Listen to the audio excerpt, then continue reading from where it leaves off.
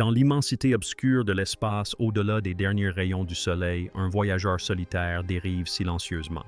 Ce n'est ni un vaisseau spatial habité par des astronautes, ni une sonde munie d'un billet de retour.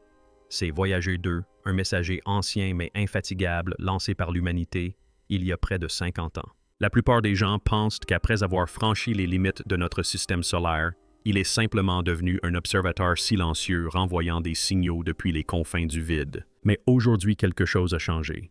Voyager 2 a aperçu quelque chose qui n'aurait jamais dû bouger, quelque chose qui n'aurait jamais dû être là.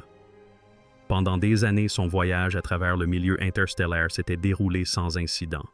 Juste des particules des champs magnétiques et le silence cosmique. Jusqu'à ce que le silence se rompe, jusqu'à ce qu'un mouvement délibéré et indubitable soit perçu dérivant dans l'obscurité.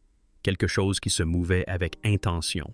Et lorsque les scientifiques sur Terre ont décodé les étranges anomalies transmises par Voyager 2, une prise de conscience glaçante a commencé à les envahir. Ce que nous redoutions au fond de nous pourrait bien être vrai. Voyager 2 avait depuis longtemps dépassé les planètes Neptune, Pluton, l'héliopause, cette ligne invisible où l'influence de notre Soleil s'estompe et où commence l'espace interstellaire.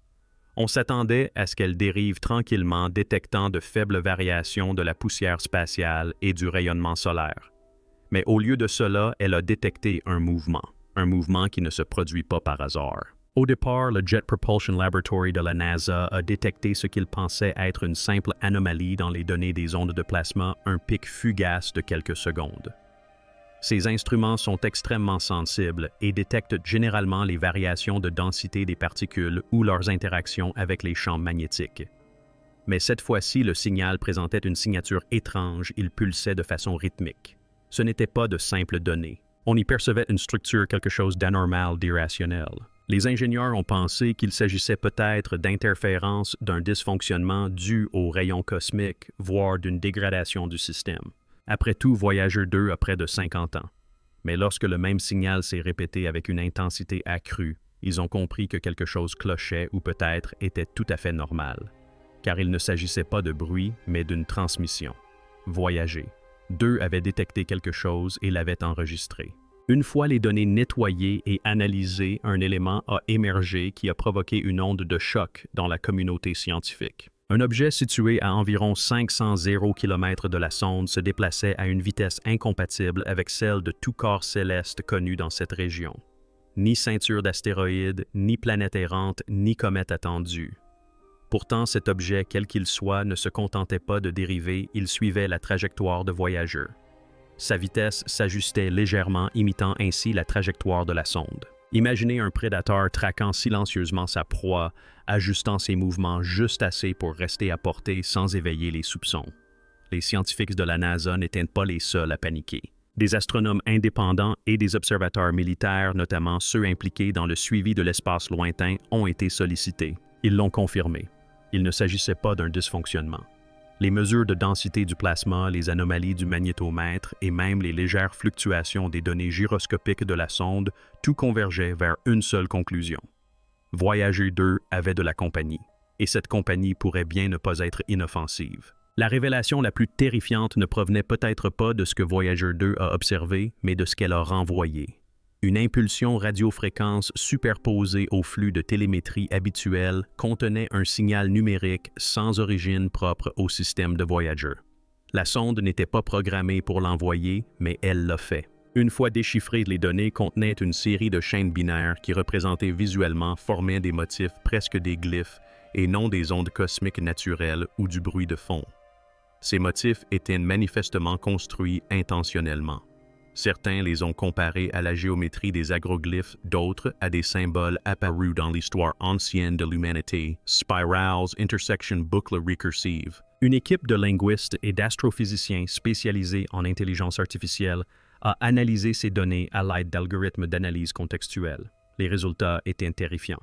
La structure du signal correspondait à celle d'une transmission intentionnelle non pas de Voyager mais d'un autre élément. Quelque chose qui avait soit détourné le flux de signal, soit s'y était inséré. S'agissait-il d'un avertissement ou d'un message? Nul ne pouvait l'affirmer avec certitude, mais les implications étaient claires. Voyager 2 n'était pas seul dans l'espace profond et ce qu'elle avait rencontré aurait pu nous détecter. La communauté scientifique est divisée. Certains affirment qu'il s'agit de la preuve tant attendue, celle que nous ne sommes pas seuls. D'autres sont moins optimistes, craignant qu'il ne s'agisse d'un signe de surveillance, voire pire, d'un prélude. Ces dernières décennies, l'idée de vie extraterrestre se limitait principalement aux découvertes d'exoplanètes et aux faibles signaux provenant d'étoiles lointaines. Mais là, c'était tout près et ce n'était pas passif. Ce qui rend cette découverte encore plus glaçante, c'est le moment où elle survient. Des anomalies similaires avaient été observées dans les données de Voyager 1 quelques mois auparavant, mais avaient été attribuées à des interférences statiques. Aujourd'hui, ces relevés sont réexaminés sous un jour nouveau. Et nombreux sont ceux qui pensent que nous avons été trop aveugles, trop arrogants pour envisager l'explication la plus terrifiante que quelqu'un ou quelque chose nous observe depuis plus longtemps que nous n'osions l'admettre. Et maintenant, le contact est établi. Alors que les instruments de Voyager 2 continuaient d'enregistrer des données, une équipe du Deep Space Network a reçu un flux brut de relevés électromagnétiques des fréquences oscillant selon des schémas inédits.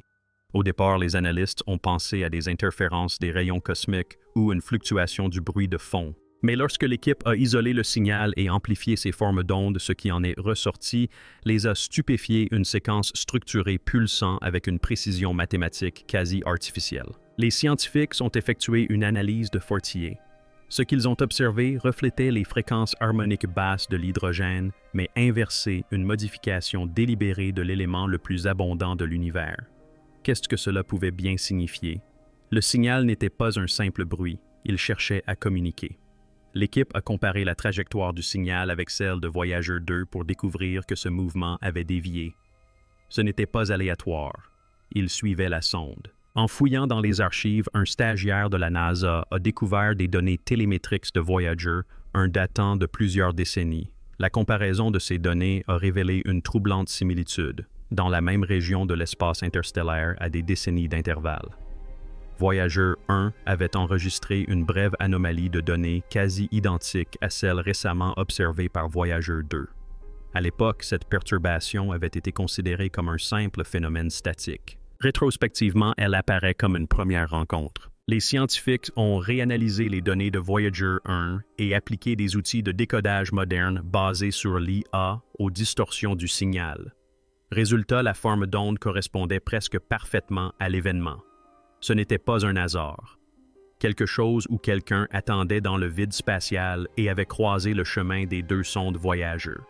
Cela impliquait que nous n'étions pas repérés pour la première fois. Grâce à une modélisation précise, l'équipe a cartographié le mouvement de l'anomalie. Contrairement à une comète ou un astéroïde, elle ne suivait pas des trajectoires gravitationnelles. Au contraire, sa trajectoire se courbait de façon anormale, comme si elle déformait l'espace-temps lui-même pour rester invisible.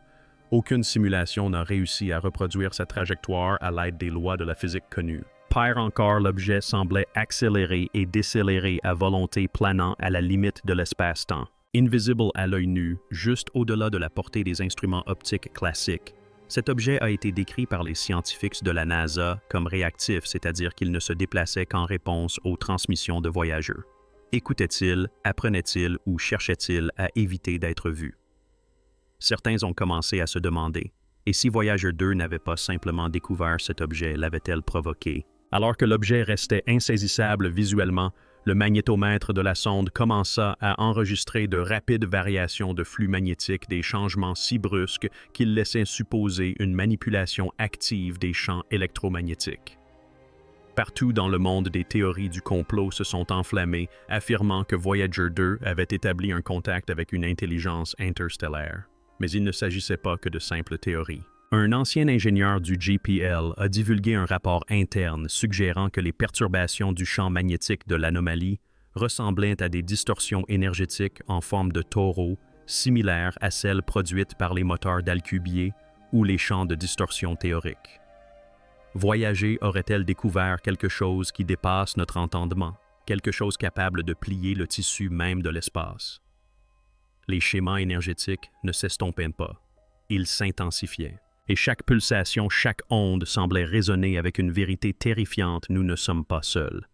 Et nous ne l'avons jamais été. De retour sur Terre, un phénomène encore plus inquiétant se produisit. Des radiotélescopes situés au Chili, en Australie et en Afrique du Sud commencèrent à détecter des échos subtils mais répétitifs de la même fréquence déformée que celle enregistrée par Voyager 2. Ces échos étaient une faible noyée sous le bourdonnement du rayonnement cosmique ambiant, mais ils partageaient une caractéristique alarmante. Leurs pulsations étaient parfaitement synchronisées avec les délais de transmission des signaux de Voyager 2 envoyés dans l'espace lointain. C'était comme si quelque chose là-bas reflétait l'activité de la sonde. Les analystes ont appelé cela l'impulsion fantôme. Les tentatives de triangulation de la source n'ont pas permis de conclure, mais une chose est devenue indéniable, il ne s'agissait pas d'une anomalie localisée. Quoi que ce soit, cet élément avait trouvé le moyen de projeter sa présence simultanément sur de vastes régions de l'espace. Ce schéma n'était pas seulement intelligent, il était stratégique comme conçu pour être remarqué, mais seulement lorsque l'humanité serait prête. À ce stade, la conversation au sein des cercles scientifiques confidentiels est passée de la question de savoir de quoi il s'agit à une question plus inquiétante, pourquoi maintenant Voyager 2 dérivait silencieusement depuis près de 5 décennies. Son voyage était censé se fondre dans l'obscurité cosmique. Mais voilà que, alors même que l'intelligence artificielle et le décodage quantique atteignaient leur pleine maturité sur Terre, l'anomalie décida de réagir. Simple coïncidence ou invitation. Certains émis l'hypothèse que l'objet ne réagissait pas seulement à la présence de voyageurs, mais aussi au progrès technologique de la Terre, qu'il avait attendu en silence observant et que maintenant que l'humanité disposait des outils nécessaires pour déchiffrer son message, il passait enfin à l'action. Les gouvernements imposèrent un blackout médiatique. Les observatoires privés furent discrètement fermés. Même certains chercheurs en EA auraient été écartés de leurs projets sans explication. À huis clos, la question résonnait plus fort que jamais. Voyager. 2 a-t-elle déclenché le premier contact ou a-t-elle réveillé quelque chose que nous n'étions jamais censés découvrir? Au final, Voyager 2 n'était pas qu'un simple messager venu de la Terre. Elle a déclenché une révélation qui a bouleversé notre sentiment de solitude cosmique. La mystérieuse structure en mouvement, les transmissions en miroir, les fréquences codées, rien de tout cela ne rentre dans les cases bien définies de la science humaine. Quelque chose ou quelqu'un est là-bas, non pas à des milliards d'années-lumière, mais tapi dans l'ombre de notre propre système solaire, observant, attendant, et c'est peut-être le plus terrifiant. Ils ont choisi ce moment précis pour répondre. Pas au lancement de Voyager, pas lors de son passage près de Neptune, mais maintenant, alors que notre espèce a enfin atteint le seuil technologique nécessaire à la compréhension. La question n'est plus de savoir si nous sommes encore seuls. La véritable question est qu'avons-nous découvert? Restez vigilants car cette histoire est loin d'être terminée. Le prochain signal pourrait arriver à tout moment. Et la prochaine découverte pourrait non seulement bouleverser notre compréhension de l'univers, mais aussi changer notre identité.